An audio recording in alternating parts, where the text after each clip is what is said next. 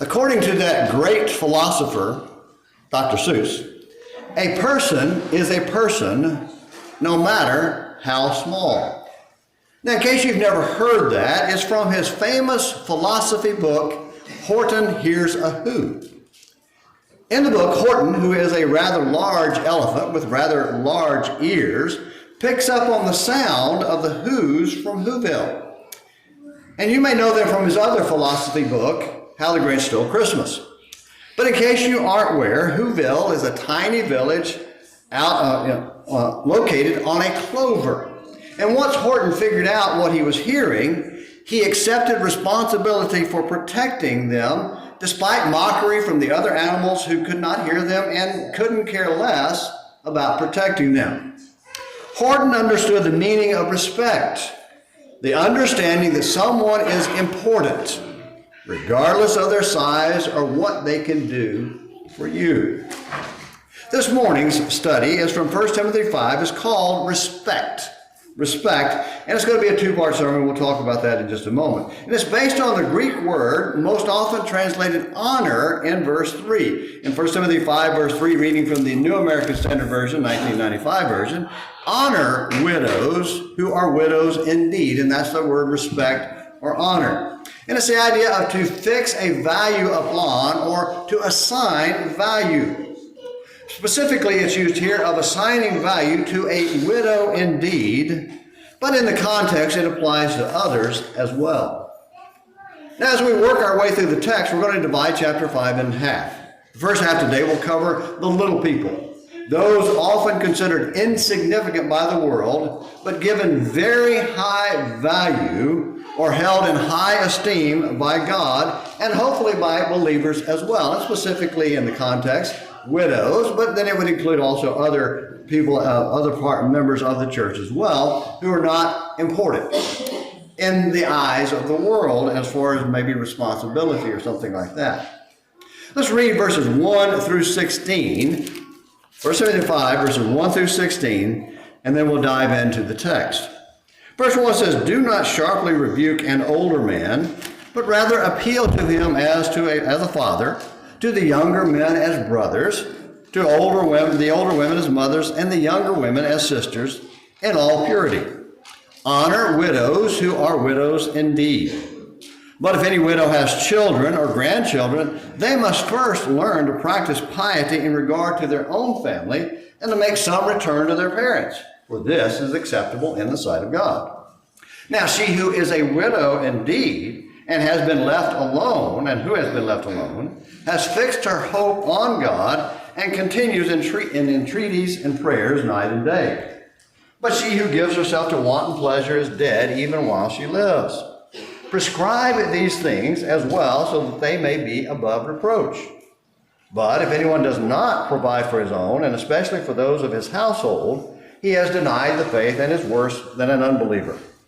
A widow is to be put on the list only if she is not less than 60 years old, having been the wife of one man, having a reputation for good works, and if she has brought up children, if she has shown hospitality to strangers, if she has washed the saints' feet, if she has assisted those in distress, and if she has devoted herself to every good work. But refuse to put younger widows on the list, for when they feel sensual desires and disregard of Christ, they want to get married, thus incurring condemnation because they have set aside their previous pledge. At the same time, they also learn to be idle as they go around from house to house, not merely idle, but also gossips and busybodies, talking about things not proper to mention. Therefore, I want younger widows to get married, bear children, keep house, and give the enemy no occasion for reproach. For some have already turned aside to follow Satan. If any woman who is a believer has dependent widows, she must assist them, and the church must not be burdened, so that it may assist those who are widows indeed. In order to truly appreciate Paul's order to respect others, and that's really going to be the title of our lesson this morning and next week as well, particularly respecting the little people in this lesson, we have to look at one more quote. And another quote says this: I respect you as a person too much to respect your wrong beliefs and actions. The point is, respect does not mean giving high value to every single thing a person says or does. In fact, sometimes respect requires us to challenge or confront people for their bad ideas and harmful behavior. And I say that because respectful rebuke is the first command here in the text, the first point here in the text. In verse 5, he starts off with, do not sharply rebuke an older man. Some versions say older man, others say an elder. An older man is the best translation because even though it's the word presbyteros, big Greek word, but it basically means just older person. It's used for those who are official elders in a church, but also just older people in general, particularly men. In verse 17, which we'll address next time, he'll address elders who are in positions of power or authority in a local church.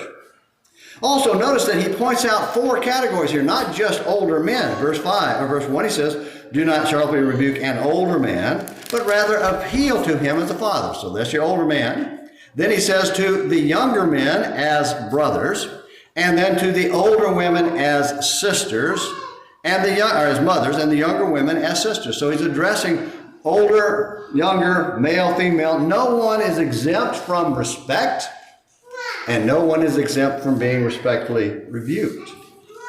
Now, the word for rebuke in the text here is an interesting word. It's the word for strike. It's literally the idea of hitting somebody with your fist. And it's added to that word is the word over, so it's the idea of giving somebody a severe beating. But rather than physically striking someone, here it's referring to a metaphorical beatdown with words. Proving the saying that sticks and stones may break my bones, but words will never hurt me isn't strictly true because harsh words can be harmful. How we say things to people is often just as important as what we say, which is why some versions include the word sharply to bring in that idea of the overbearing part of the beating. Behind this command to the one rebuking is the fact that sometimes rebuking is necessary. And I want you to notice on the screen, if you read that, rebuke meaning in the Bible. In the Bible, the word rebuke carries a strong spiritual and moral meaning. It refers to correcting or warning someone when they are doing something wrong, especially in a way that guides them back to the right path. The rebuking, the way of the rebuke is designed to guide them back to the right path. A rebuke is not meant to insult, but to help a person grow in faith and righteousness. And so there in verse 5, when he says entreat them, and he says rather appeal to them in the New American Standard Version, it's entreat or exhort or encourage with authority. And it's a word that means come alongside, to encourage, to lift up with authoritative words and with an authoritative message. It's a word that's translated urge back in chapter 1 and verse 3. Paul says to Timothy, as I urged you upon my departure from Macedonia. And then in chapter 2, verse 1, he says, first of all, then I urge. It's the same word of encourage or I appeal to. I appeal to you to do these things. And so he's saying here that rather than prohibiting correction of elderly people or of anyone for that matter, it is an injunction to do so with an appropriate approach, with the idea of coming to them kindly, regardless of their status in the church. So we rebuke with respect, regardless of the status one person may have in the church. And these 4 categories, again, they're comprehensive. I mean, we're binary people in a binary world, to paraphrase Madonna. We're binary people. Anybody get that for a catch? That material girl in a material world. Okay. Anyway, we're binary people in a binary world. That's all there is. All this nonsense about there are multiple genders is nonsense. There are 2 genders, and there are basically 2 ages, older and younger, in the broadest sense possible. And what that means is that they are to be respected, and this means that there are standards of belief, also means that there are standards of belief and conduct that deserve to be honored and highly valued just as much as people deserve to be honored and highly valued. And this nail is driven home with a sledgehammer in the rest of the text as he explains that honoring widows is not just about honoring the widows, but others as well, and the people who are involved with them in their lives, individually and collectively. But first of all, why is Timothy why is Paul addressing the issue of widows? Why pick on widows? Think about it for a minute. Widows in most society are the most vulnerable, the most ignored, and considered the most insignificant little people. That's how the world in most cultures look at widows. They just don't think about them. They don't see them. They don't care about them. They're unconcerned at best, or they see them as somebody to be taken advantage of, especially if they have any property or anything that they can take from them. And so that's just a fact of life in most places in the world, and even here in America a lot of times. And in the real world, men are typically bigger and stronger and more aggressive than women. And as a result, they go out and fight the world to protect and provide for women who are typically smaller, weaker, and less aggressive. Give you an illustration of that. People might say well, James, what about these professional athletes, these women athletes, that they're strong or they're fast? And there are a ton of women athletes that would beat me in a race when I was their age. I was watching some track meet the other day, and they had that 4x400, and it was the mixed 4x400, where you have 2 men and 2 women. So each person runs a 400-meter lap around the track, and then they hand the baton off to the next person. So the man goes first, and they go back and forth. And one of the biggest issues they have is that every one of those women on that track would just smoke me in a race. When I was their age, they would just smoke me. But the men are so much bigger and so much faster that one of the biggest problems in the race is the handoff. Because the guy is having to stop himself and not run over the woman who cannot get out of the way fast enough because she's just not as fast as he is.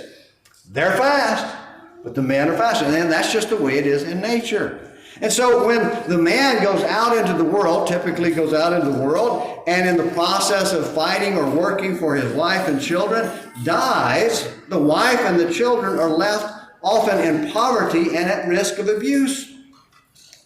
And that's why God protects them. God wrote it into the law. Go back to Exodus chapter 22. He wrote it into the law and in the prophets and in the New Testament. In Exodus 22, that's in the middle of Mount Sinai where Moses was receiving the 10 Commandments or the law. In chapter 20, God spoke, or the people heard an audible sound of the voice of God speaking the 10 Commandments.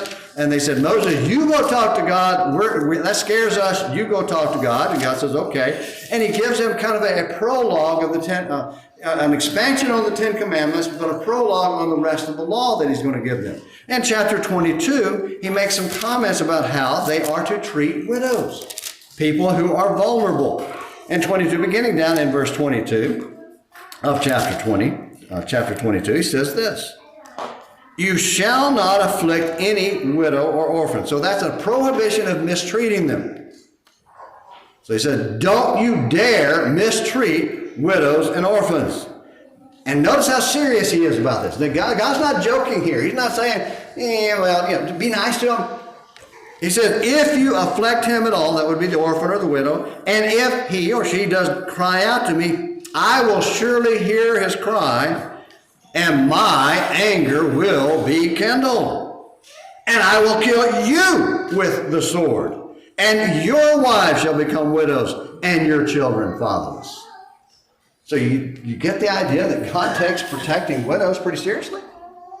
And it's a big deal to him that we are to demonstrate our godliness and our connection to him by how we take care of the vulnerable and the weak and the widows and the orphans.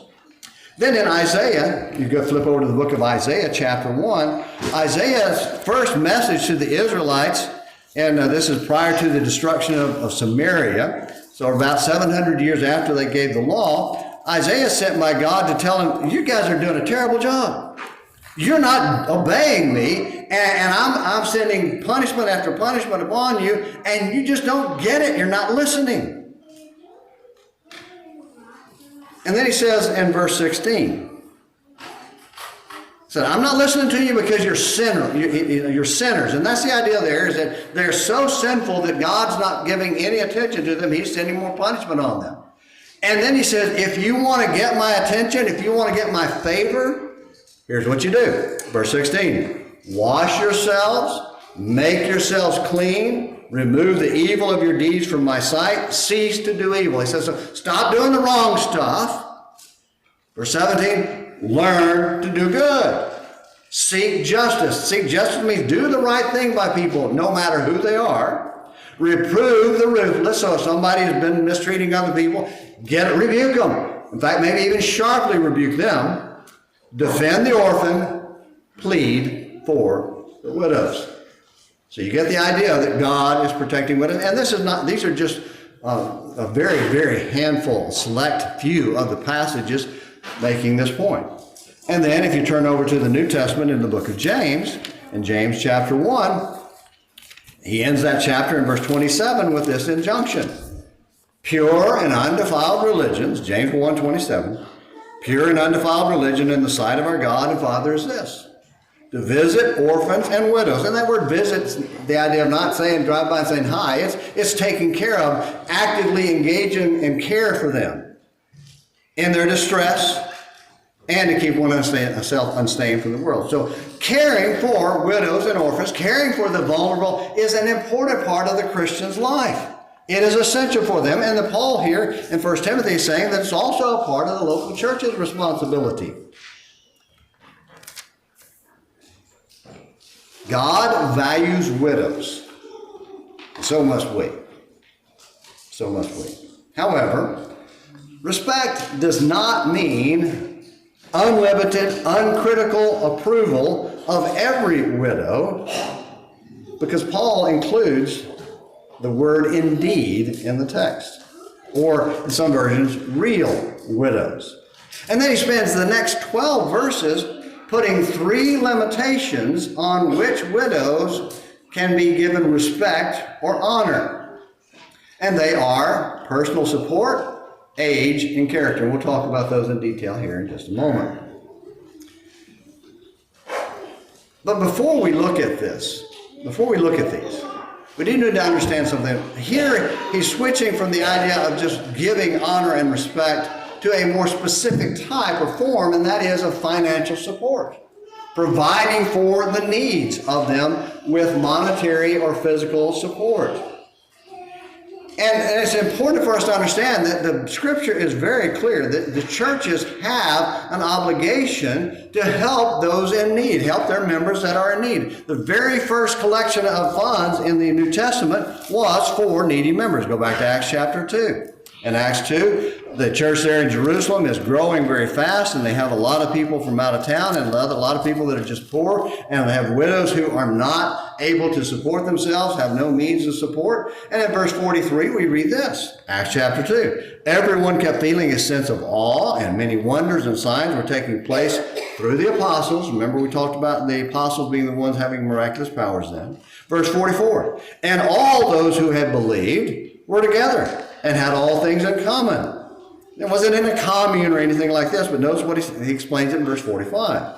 And they began selling their property and possessions and were sharing them with all as anyone might have needed. So people were taking things that they had, selling them. If they didn't have the money available, they would sell property and things like that, and then give it to the church. In chapter 4, we see that they're laying it at the apostles' feet. And then later on, we see that they give it to the elders of the church. And they're using those funds to help support members in need. That's a basic responsibility of the local congregation. And it's the authorization for a collective treasury. There are some people who try to say that we can't have a treasury, but that's what 1 Corinthians 16 verses 1 and 2 is all about. And that's what's happening here in Acts chapter 2. So we have an apostolic example and a command by the Apostle Paul approving of a collective treasury. And there are other authorized uses of a church treasury, but that's a different study for a different time. But this clearly indicates there are divine limits on who can receive church support. Because even if they're members of the church, there are some widows who cannot receive support from the church. And so let's look at these limitations that I mentioned. The first limitation is personal support. And by personal support, I'm talking about family. They have family that can take care of them and provide for them. Look up back in the text there in 1 Timothy chapter 5. And he says this in verse 4. If any widow has children or grandchildren, they must first learn to practice piety in regard to their own family and to make some return to their parents, for this is acceptable in the sight of God. So what God wants is that if a widow has children or grandchildren who are capable of providing for her, it's their duty to do so. I've told the story before, but I'll tell it again. There was a widow in Orlando for a while that was just as sweet as she could be, but she had health problems, and her daughter lived in another state and called and was chewing my wife out, telling her that we weren't doing enough to take care of her mom. And that is our duty to take care of her mom. A couple of problems with that. One is she had plenty of money. Finances wasn't the problem. It was health. She needed health care. She needed somebody there to take care of her. And we had nobody within the church who could do that. But she had plenty of money. And the problem was that if I or any other member had gone into her house and took over her bank account and started using her money to take care of her, the daughter would have been screaming bloody murder and called us thieves. Plus, she was a Christian. She was a member of the Lord's body. And so we pointed out to her that it is her obligation to take care of her mom. And a lot of people were doing a lot of things for her, but she needed somebody there with her 24/7 to take care of it. And we had nobody that could do that. So the family has that first obligation. Verses 7 and 8. He says it again. Prescribe these things as well so that they may be above reproach. But if anyone does not provide for his own, this is the negative side of it, and especially for those of his household, he has denied the faith and is worse than an unbeliever. And so what this tells us is that there are distinctions between what the church can do and what the individual can do, and the obligations of the church and the individual. And so if they have the ability, they are to take care of them. Verse 16, he says if they have a daughter could be the one, doesn't have to be a man. If a daughter has the ability to care for her mom or grandmother, if any woman who is a believer has dependent widows, she must assist them, and the church must not be burdened. So this obligation rests upon the individual. They have primary obligation. And there are some other reasons why we would not be able to authorize to provide care for certain widows. One would be if their husband had provided for them through a life insurance policy or some kind of retirement fund that gave them all the money they needed, then it would be wrong for the church to step in and provide for her as well.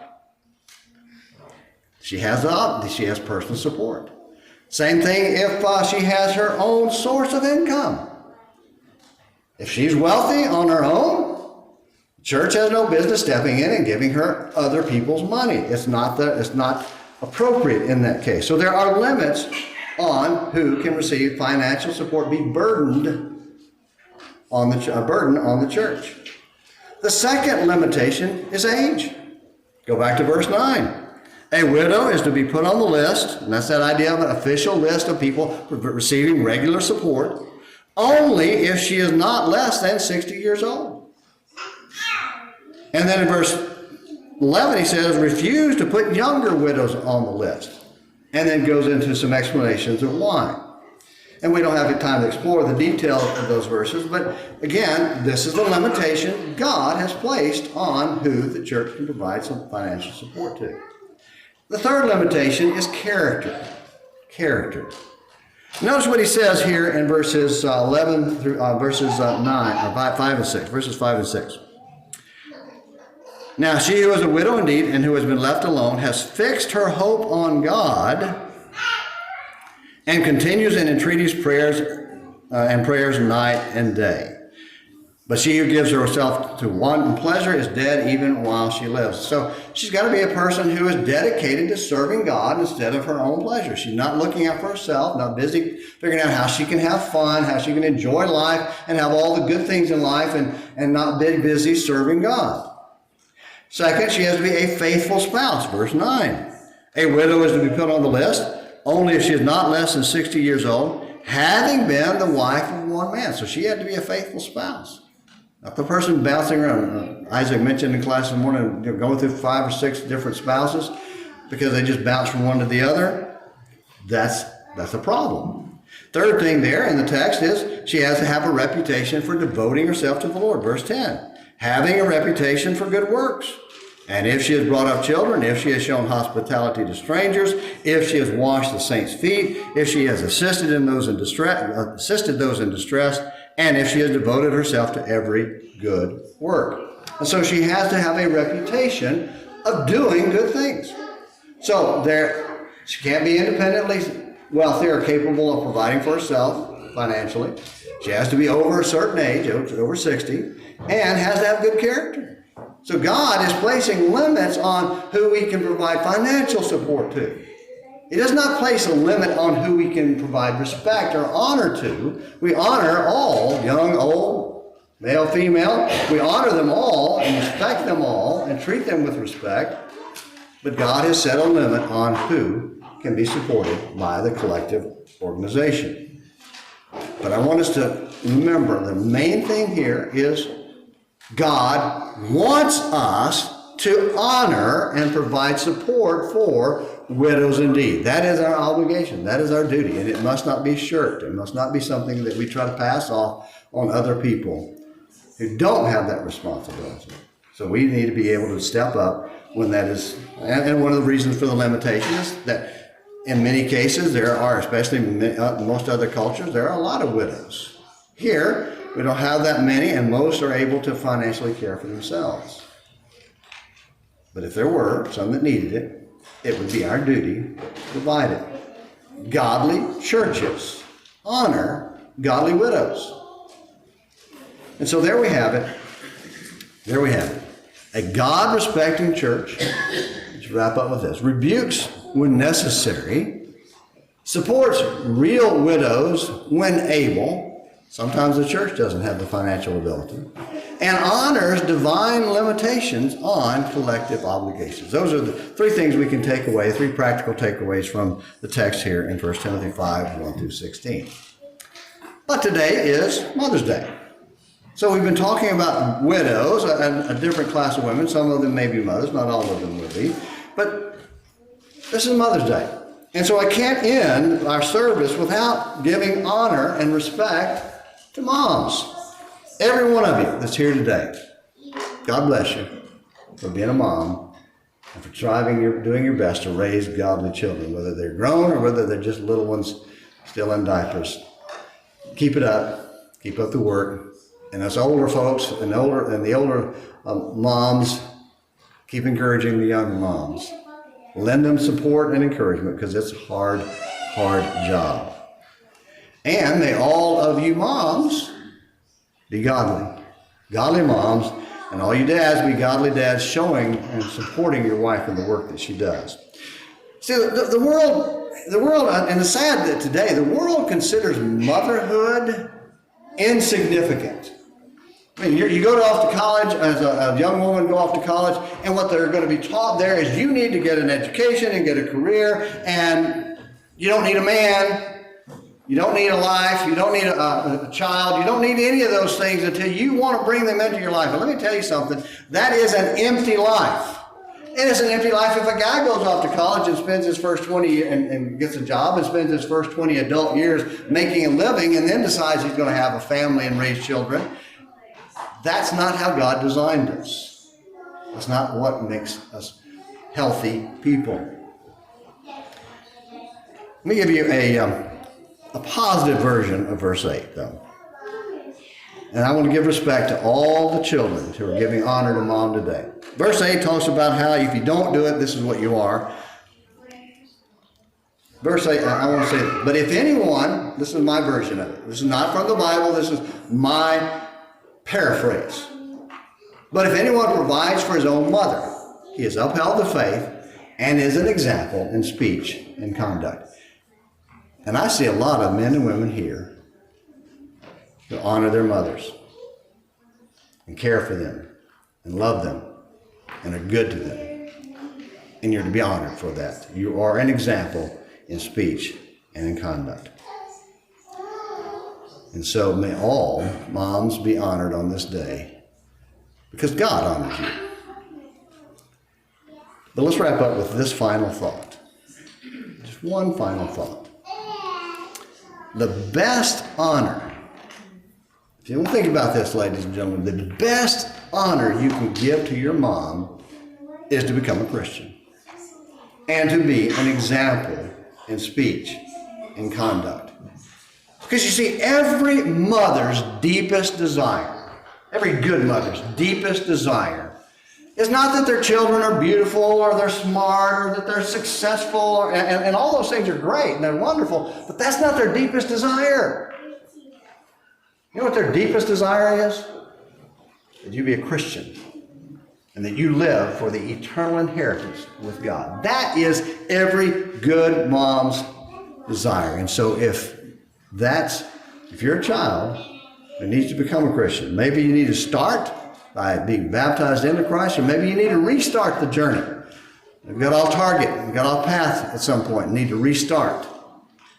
Now's a good time to get back on the track and back to honoring your mom and honoring your God. If we can help you be right with God in any way, please come while we stand and sing.